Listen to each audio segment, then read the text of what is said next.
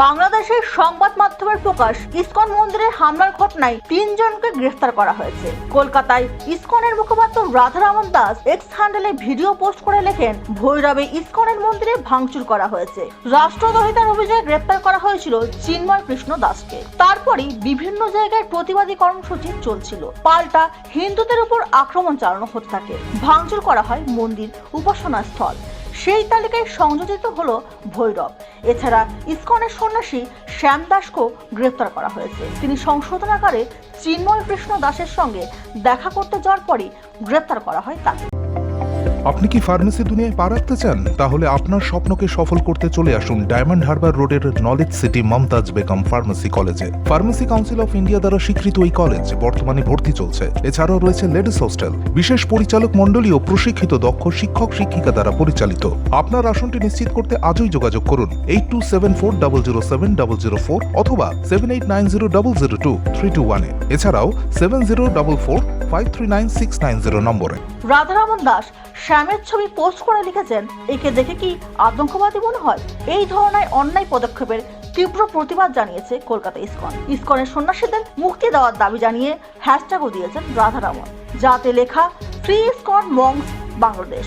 জানা যাচ্ছে, শেখ হাসিনার সরকারি পতনের পর বাংলাদেশেও 200-রও বেশি মন্দিরে হামলা চালানো হয়েছে। চিন্ময় কৃষ্ণ দাস সহ বাংলাদেশে ইসকনের সঙ্গে জড়িত 17 জনের ব্যাংক অ্যাকাউন্ট ফ্রিজ করা হয়েছে। সাম্প্রতিক পরিস্থিতিতে উদ্বেগ প্রকাশ করে সংখ্যালঘু হিন্দুদের নিরাপত্তা সুনিশ্চিত করার দাবি জানিয়েছে Bharat. India has consistently and strongly raised with the Bangladesh government the threats and targeted attacks on Hindus and other minorities. Our position on the matter is very clear. The interim government must live up to its responsibility of protecting all minorities. We are concerned at the surge of extremist rhetoric, increasing incidents of violence and provocation. We once again call upon Bangladesh to take all steps for the protection of minorities. আর এই বিষয়ে আমরা সরাসরি কথা বলেছি কূটনৈতিক বিশেষজ্ঞ শুভাশিস বন্দ্যোপাধ্যায়ের সঙ্গে। আপনাকে ইউএনএ বাংলার অনেক স্বাগত। আমি রূপা বলছি। বাংলাদেশের চট্টগ্রামে শুক্রবার একদল উন্মত্ত জনতা 3টি হিন্দু মন্দিরে ভাঙচুর চালায়। এছাড়াও বাংলাদেশের পুলিশ ইসকনের এক সন্ন্যাসী শ্যাম দাসকেও গ্রেপ্তার করেছে। এই বিষয়টা আপনি কিভাবে দেখছেন এবং একজন কূটনৈতিক বিশেষজ্ঞ হিসেবে কি বলবেন আপনি?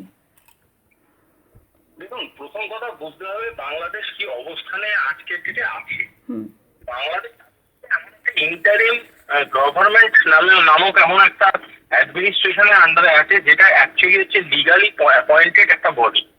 এই লিগালি অ্যাপয়েন্টেড বডির প্রচুর রকমের লিমিটেশন আছে। সেই লিমিটেশন গুলো উপেক্ষা করে, এই লিমিটেশন গুলোকে উপেক্ষা করে যে মানুষকে মাথায় বসে আছে মোহাম্মদ ইউনূস, উনি বারবার যে রিপিটেশন অফ অ্যাডমিনিস্ট্রেটিভ ফেলিয়ার করছেন, তারই প্রতিফলন হিসেবে এই ধরনের ঘটনাগুলো বারংবার ঘটছে।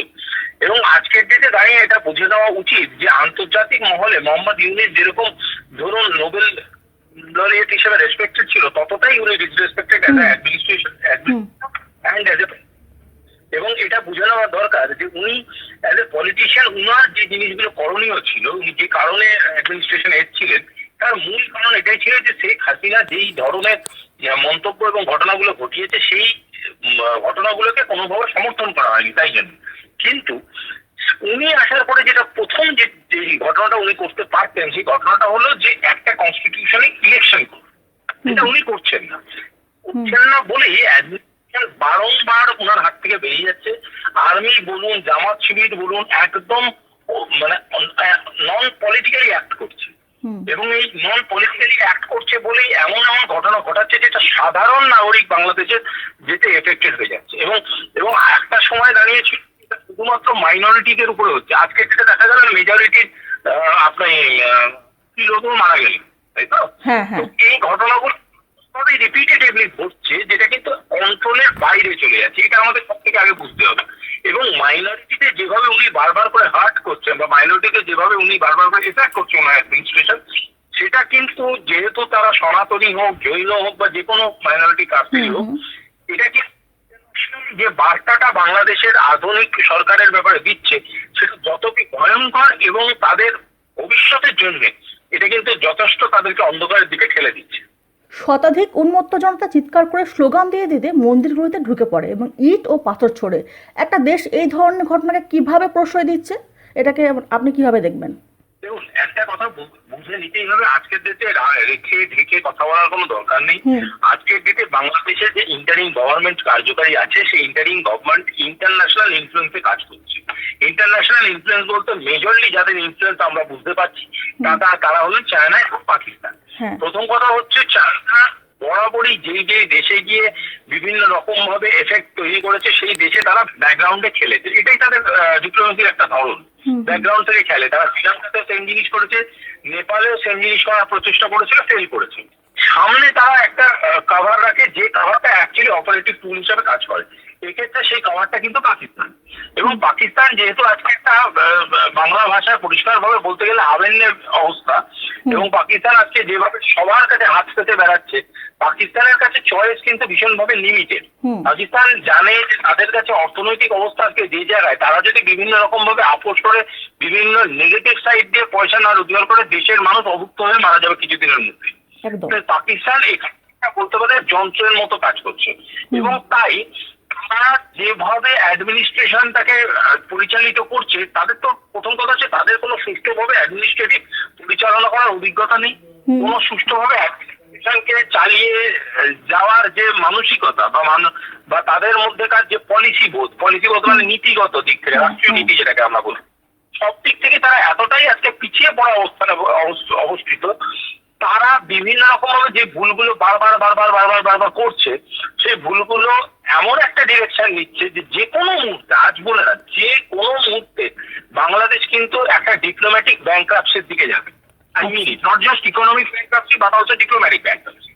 যেখানকার পুরোপুরি ফেলিয়ার হয়ে যায়, সেখানকারই তো সাধারণ মানুষ সিভিল ডিসওবিডিয়েন্সে নামে। এখন সিভিল ডিসওবিডিয়েন্স মানে সবসময় যে সরকারের বিরুদ্ধে হবে সেটা নয়। কখনো কখনো এরকমও হয় সরকার পরিচালিত সিভিল ডিসওবিডিয়েন্স, যেখানে রিলিজিয়াসলি একটা রিলিজিয়নকে যন্ত্র হিসেবে ব্যবহার করে অন্য রিলিজিয়নকে এফেক্ট করা হচ্ছে, ভয় দেখানো হচ্ছে এবং হত্যা করা হচ্ছে। এবং এই ধরনের হত্যালীলা ভীষণ সিস্টেমেটিক্যালি বাংলাদেশে ঘটানো হচ্ছে। এবং এই জিনিস ঘটানোর পিছনে মূলত যাদের হাত দেখা দিচ্ছে, তাদের মধ্যে মূলত যাদের রূপ দেখা দিচ্ছে, তাদের মধ্যে চায়না এবং পাকিস্তানের হাত আছে। এবং সেটাকে কোনোভাবেই তারা কন্ট্রোল করতে পারছে না ফ্রম ইনসাইড। তারই প্রতিফলন এই ধরনের জামাত শিবিরের বারবারন্ত, এই ধরনের পাথর ছড়াছড়ি, এই ধরনের মানুষকে হত্যা করা। এখানে হিন্দুও মারা যাচ্ছে, মুসলমানও মারা যাচ্ছে। অ্যাকচুয়ালি যখন হত্যা লীলা চলে, তখন তো সবসময় জাত দেখে মারা হয়, এরকম তো সম্ভব হয় না। এবং সেটারই পর দিন এই ঘটনাগুলো, তো এটা ভয়ঙ্কর ডিরেকশনের দিকে বাংলাদেশে গিয়ে চলেছে। আগামী দিনে বাংলাদেশ শুধু ভারতবর্ষের কাছে না, বা তার প্রতিবেশী রাষ্ট্রগুলোর কাছে না, বাংলাদেশ গোটা পৃথিবীর কাছে একটা ভয়ঙ্কর নিদর্শন হতে চলেছে। আচ্ছা, মানে হিন্দুরা বাংলাদেশের সংখ্যালঘু বলেই কি এই বর্বরতাটা করে যাচ্ছে? এই বিষয়ে হিন্দুরা বাংলাদেশ সংখ্যালঘুদের মধ্যে মেজরিটি, বোঝার চেষ্টা করুন। বাংলাদেশে শুধুমাত্র হিন্দু এরকম নয়, বাংলাদেশে জৈনরাও আছে এবং আরো অন্তত 3 থেকে 4টে কমিউনিটি আছে। ঠিক আছে, মেজরিটি বা সব থেকে বেশি বড় ভোট ব্যাংক বলুন বা সব থেকে বেশি বড় সিটিজেন ব্যাংক বলুন, সেটা হলো হিন্দুরা। ঠিক আছে, তাই হিন্দুদের উপরে এফেক্ট করা হচ্ছে। এবং যে অর্গানাইজেশনটার লিডাররা সবার আগে মেজরিটিদের বিরুদ্ধে দাঁড়িয়েছিল এই হত্যা লীলার কে থামাতে, সে তারা হচ্ছে ইসকন। মূলত যে ধর্মাবলম্বীদের সমর্থন করে, তারা হচ্ছে মোস্টলি হিন্দু ধর্মের। এবং তাই কারণেই এই জিনিসটা, যেহেতু তারা হিন্দু ধর্মের সমর্থন করেছে, তাই জন্য হিন্দুদের উপর আক্রমণটা এমন ভাবে নিদর্শন করা হচ্ছে যাতে করে খুব ভয় ঢুকে যায় হিন্দুদের। যদি হিন্দুদের মনে ভয়টা ঢুকে যায়, তাহলে বাংলাদেশে যে অপশাসনটা চলছে সেটা খুব সুন্দরভাবে তারা চালাতে পারে। এবং সেই জিনিসটা ঘটাবার জন্য বারংবার হিন্দুদের উপর আক্রমণটা সর্বাধিক হচ্ছে। এটাই হচ্ছে হিন্দুদের উপর আক্রমণ সব থেকে বড় কারণ। এবং দ্বিতীয় জিনিস, হিন্দুদের মধ্যে উপরে যদি বাংলাদেশ বারংবার আক্রমণ করতে পারে, তারা কিন্তু স্পষ্ট পরিষ্কার ভাবে চ্যালেঞ্জ ছুড়ে দেওয়ার চেষ্টা করছে এমন একটা প্রতিবেশী রাষ্ট্রের দিকে, যে প্রতিবেশী রাষ্ট্রটা আজকে পৃথিবীর বুকে ওয়েলফেয়ার ডিপ্লোমেসি বলুন, কালচারাল ডিপ্লোমেসি বলুন, তাতে লিডার, তার নিজস্ব হাই পোটেনশিয়াল সিন্ডিকেট, যেটাকে আমরা রাষ্ট্র বিজ্ঞানের ভাষায় বলি, সেরকম একটা সিন্ডিকেটের member Russia, France, Germany, great Britain, America, সবাই তার সাথে। এমন একটা রাষ্ট্রের প্রতি তারা বারবার চ্যালেঞ্জ ছুড়ে দিচ্ছে, যে রাষ্ট্রের মানে রাষ্ট্রীয় পরিকাঠামো অন্য দেশে পড়ানো হয়। সুতরাং সেই ভারতবর্ষ তাদের বন্ধু ছিল, সেই ভারতবর্ষের প্রতি যখন তারা চ্যালেঞ্জ ছুড়ে দিতে তোমার ভাবছে না, আমি বলবো তারা ভীষণ একটা ইম্যাচিওর পলিটিক্যাল স্ট্রাকচারকে প্রশ্রয় দিচ্ছে এবং সেই কারণেই তাদের এই ঘটনার সম্মুখীন হতে হচ্ছে। আচ্ছা, ভারতের পক্ষ থেকে একটা স্পষ্ট বার্তা দেওয়া হয়েছে বাংলাদেশকে, এরপর কি স্ট্যান্ড পয়েন্ট হতে পারে বাংলাদেশের? দেখুন, বাংলাদেশকে ভারতের পক্ষ থেকে, এর পক্ষ থেকে, মিনিস্ট্রি অফ এক্সটার্নাল অ্যাফেয়ার্স এর পক্ষ থেকে একটা স্ট্যান্ড পয়েন্ট দেখানো হয়েছে, কিন্তু আমরা এটাকে টেকনিক্যাল ভাষায় বলি অবজারভেশন। এটাকে অবজারভেশন বলা হয়। যেটা দেখানো হয়েছে সেখানে বলা হয়েছে, মিনিস্ট্রি অফ এক্সটার্নাল অ্যাফেয়ার্স যেটা বলেছেন যে আমরা অবজারভেশন দিলাম, আমরা বুঝতে পারছি বাংলাদেশে কি ঘটনা ঘটছে এবং আমাদের বক্তব্য হলো সেটা বাংলাদেশের সাধারণ নাগরিকের পক্ষে সুস্থকর নয়।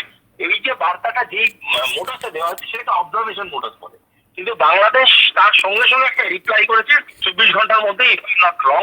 সেই রিপ্লাইটা কিন্তু ভীষণ অ্যাগ্রেসিভ এবং আবারও আমি বলছি, তারা এই অ্যাগ্রেসিভ রিপ্লাই যে দেশটার বিরুদ্ধে করছে সেই দেশটা কিন্তু বুকের চতুর্থ পাওয়ারফুল মিলিটারি আছে তার কাছে। যে দেশটার বিরুদ্ধে করছে সেই দেশটা কিন্তু একটা মানে কি বলবো, পোটেনশিয়ালি হায়ার নিউক্লিয়ার পাওয়ার তারা এগেন্সটে করছে। সুতরাং এই ধরনের ইম্যাচিওর জিনিসপত্র কোনো মানে হতে পারে না এবং এটাও ঘটনা যে এই ধরনের জিনিসপত্র তারা বারংবার করে যে ধরনের বার্তা তৈরি করার চেষ্টা করছে সেই ধরনের বার্তা কিন্তু কোনোভাবেই ভারতবর্ষের এফেক্ট করবে না। সেই ধরনের বার্তা কিন্তু বাংলাদেশকেই গোটা পৃথিবীর মানে ডিপ্লোম্যাটিক জোন থেকে দিনের পর দিন সরিয়ে নিয়ে যাবে। সুভাষ বাবু, আপনাকে অনেক অনেক ধন্যবাদ আমাদেরকে সময় দেওয়ার জন্য। আপনার সফরকে মসৃণ এবং সুন্দর রাখতে আপনার গাড়িতে ব্যবহার করুন আরাভালি লুব্রিক্যান্ট অয়েল। জার্মান এবং ইরানের যৌথ প্রযুক্তিতে উৎকৃষ্ট মানের লুব্রিক্যান্ট 12 মাস আপনার গাড়িকে রাখবে সুরক্ষিত। আরাভালি মোবিল নিয়ে এসেছে প্রতিটি গ্রাহকের জন্য ধামাকাদার অফার। আরাভালি মোবিল ব্যবহার করুন আর পেয়ে যান কুপনে উল্লেখিত নগদ অর্থ ফেরত। আপনার এলাকার ডিস্ট্রিবিউটর হতে আজই যোগাযোগ করুন 9874361828 নম্বরে। জন্মদিন হোক বা বিবাহ, যে কোনো শুভ অনুষ্ঠানে ফটো ও ভিডিওগ্রাফি করাবেন ভাবছেন, অথবা প্রি ওয়েডিং এর ভিডিও করাবেন, তাহলে আজই যোগাযোগ করুন জুবিল্যান্ড ফটো অ্যান্ড ভিডিওগ্রাফিতে। এখানে উন্নত মানের ডিজিটাল ক্যানভেরা অ্যালবাম ডিজাইন ও প্রিন্ট করা হয়। এছাড়াও এইচডি কোয়ালিটির ভিডিও মিক্সিংও করা হয়। আপনার জীবনের সেরা মুহূর্তগুলোকে সংরক্ষিত রাখতে এবার আপনার সাথে থাকছে জুবিল্যান্ড ফটো ও ভিডিওগ্রাফি। তাহলে আজই যোগাযোগ করুন এই নম্বরে 8910047261-এ।